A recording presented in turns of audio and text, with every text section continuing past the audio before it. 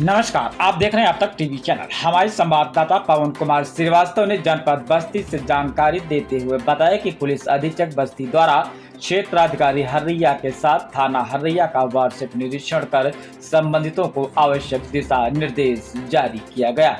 जी हां, आपको बताते चले कि 7 अप्रैल 2026 को पुलिस अधीक्षक बस्ती डॉक्टर यशवीर सिंह जनपद में अपराध नियंत्रण एवं पुलिसिंग की गुणवत्ता सुधारने के क्रम में क्षेत्राधिकारी हर्रैया सुश्री श्रीनिमा सिंह उपस्थिति में थाना हर्रैया का वार्षिक निरीक्षण किया गया।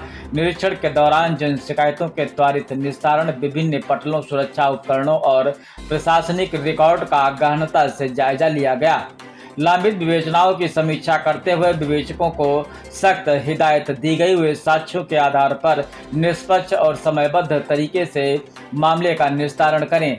इस दौरान महोदया द्वारा थाना कार्यालय के महत्वपूर्ण अभिलेखों का अवलोकन किया गया। IGRS और जन सुनवाई पोर्टल पर प्राप्त शिकायतों की समीक्षा करते हुए स्पष्ट किया गया है कि पीड़िता की संतुष्टि ही प्राथमिकता होनी चाहिए। मिशन शक्ति डेस्क के निरीक्षण के दौरान उन्होंने वहां तैनात महिला आरक्षियों को निर्देशित किया है कि थाने आने वाली महिलाओं की समस्याओं को पूरी गंभीरता और संवेदनशीलता के साथ सुने तथा संबंधित अपराधों में तत्काल FIR दर्ज कर त्वरित कार्रवाई सुनिश्चित की जाए।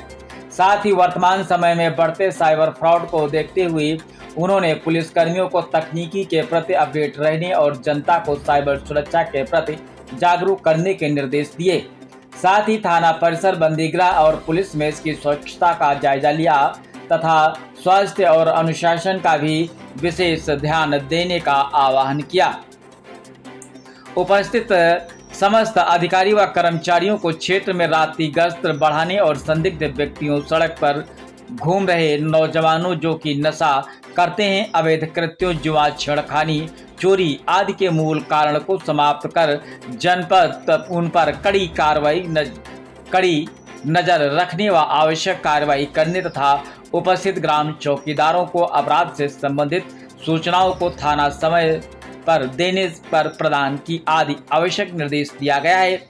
इस दौरान प्रभारी निरीक्षक हर्रैया, PRO पुलिस अधीक्षक बस्ती, पेशकार व थाने के अन्य अधिकारी व कर्मचारीगण वहां पर उपस्थित रहे।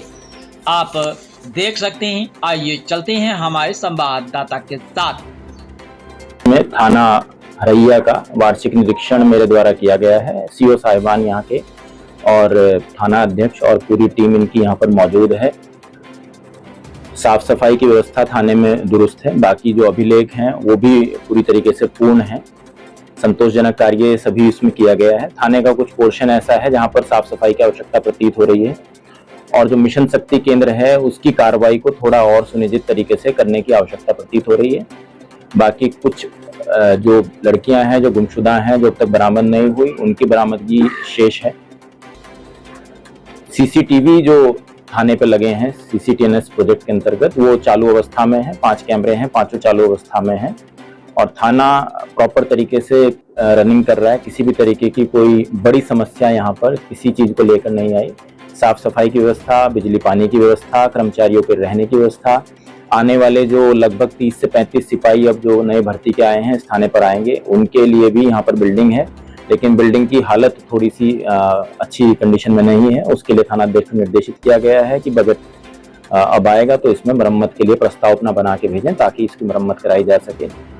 चौकीदार लगभग 210 गांव थाना क्षेत्र में है, तो चौकीदार आए हुए थे। चौकीदारों को जानकारी का अभाव है कि उनको अपने गाँव में से क्या जानकारी बीट आरक्षी को देनी है, किस तरीके की जानकारी, गांजा, जुआ, सट्टा, शराब यदि कहीं चल रही है, अवैध कार्य चल रहा है तो उसकी सूचना देनी है। तो उस संबंध में भी चौकीदारों को भी ब्रीफ किया गया है। इस चीज की कमी महसूस हुई कि चौकीदारों को अपने क्षेत्र की जानकारी कम थी।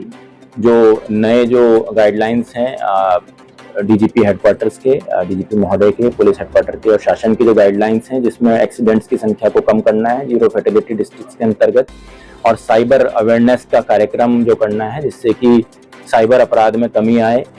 मिशन शक्ति केंद्र की जो स्थापना है ताकि जो महिला संबंधी अपराध हैं और उनमें कमी आए और महिलाओं की अच्छी सुनवाई हो, इसमें और अच्छे से कार्य करने की आवश्यकता प्रतीत हो रही है। मैंने यहाँ के जो क्षेत्राधिकारी हैं उनको भी निर्देशित किया है कि इन तीनों फील्ड में अच्छे से काम कर लें। बाकी सारी व्यवस्थाएं यहाँ पर दुरुस्त हैं। क्या थाने की जो शिकायतें आती हैं उसका समय से निपटारा हो रहा है? हाँ, इसमें रजिस्टर मेंटेन था, जो रजिस्टर देखा गया, जो शिकायत रजिस्टर है, आगंतुक रजिस्टर है और मिशन शक्ति केंद्र पर भी जो रजिस्टर बना है उसमें प्रॉपर शिकायत का अंकन किया जा रहा है और फीडबैक भी उनसे लिया जा रहा है। आईजीआरएस में स्थान थोड़ा सा कमजोर है थाने का, उसमें पिछले दिनों 6 लोगों का फीडबैक नेगेटिव गया था, जिस वजह से थाने का स्थान पिछड़ गया था काफी। उन असंतुष्ट फीडबैकों को निकाला गया है और थानाध्यक्ष को निर्देशित किया गया है कि प्रति व्यक्ति से बात करके जो निस्तारण होने योग्य हैं उन निस्तारण होने योग्य शिकायतों का निस्तारण करके व्यक्ति को संतुष्ट किया जाए। एक चीज और सर, ओझा सोखा को लेकर जो आप सर आपका से मेन टारगेट है और ये जो जन सेवा के पैसा निकालने वाले हैं सर, इसको लेकर क्या इंस्ट्रक्शन दिया गया, क्या इसमें मिले क्या सर? देखिए, जनपद में एक समस्या है कि यहाँ पर तंत्र मंत्र में काफी लोगों के साथ में ठगी होती है, अपराध होते हैं, विभिन्न प्रकार के महिला अपराध होते हैं। एक हत्या भी विगत दिनों में इस जनपद में हुई है तांत्रिक को लेके। तो एक अभियान चलाया गया था कि जनपद स्तर पर हर गांव में तंत्र मंत्र टोना टोटका करने वाले ओझा शोका चिन्हित कर लिए जाएं, उनको प्रॉपर पुलिस की तरफ से ब्रीफिंग हो जाए कि किसी प्रकार के अपराध में या छल कपट में वो लोग लिप्त न रहें। तो उसकी कार्रवाई चल रही है यहाँ पर भी।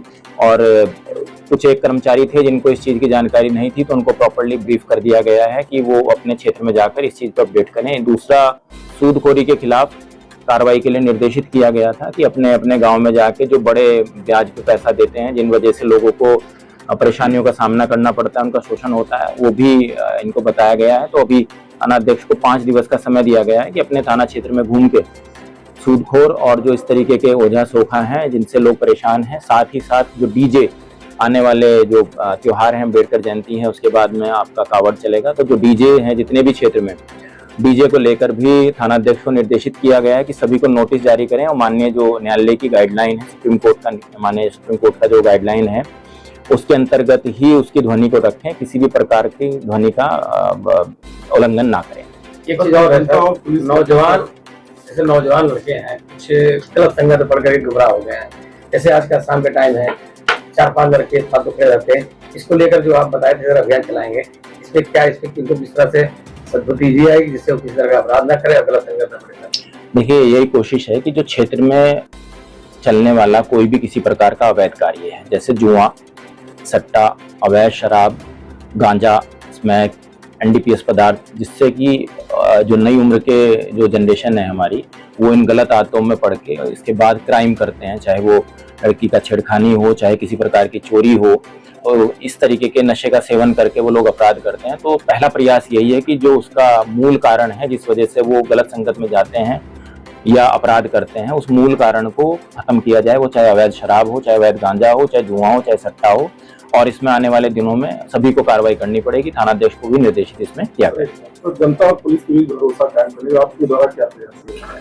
देखिए, अच्छा व्यवहार सभी लोग करें, ये पहली प्राथमिकता है। और जो व्यक्ति आए थाने पर उसको बेहतर तरीके से उसकी सुनवाई की जाए, ताकि वो उसकी जो भी समस्या है उसका निस्तारण अच्छे तरीके से हो सके। यदि उसकी समस्या इस प्रकार की है जो पुलिस विभाग से संबंधित नहीं है, अन्य किसी विभाग से संबंधित है, तो उस बारे में भी उसको प्रॉपर्ली ब्रीफ किया जाए कि भाई आपकी समस्या कहाँ से समाधान हो सकता है, उसको प्रॉपर गाइड करें।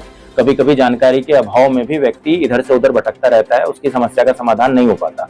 लेकिन यदि उसको जानकारी समय से सही जानकारी दे दी जाए कि उसका समस्या कैसे समाधान होगा, तो फिर वो संतुष्ट हो जाता है, उसकी समस्या का समाधान भी हो जाता है। तो बेहतर व्यवहार रखना और जनता से संवाद रखना, लगातार गांव में जाकर जन चौपाल करना, यही सब प्राथमिकताएं रहेंगी और इसमें सभी लोग आगे बढ़ के कार्रवाई करें। 2021 में एक परशुरामपुर थाना क्षेत्र में हत्या हुई थी 2021 में। जी सर, आंचल हत्याकांड, जी, उसका खुलासा अभी तक नहीं हो पाया है।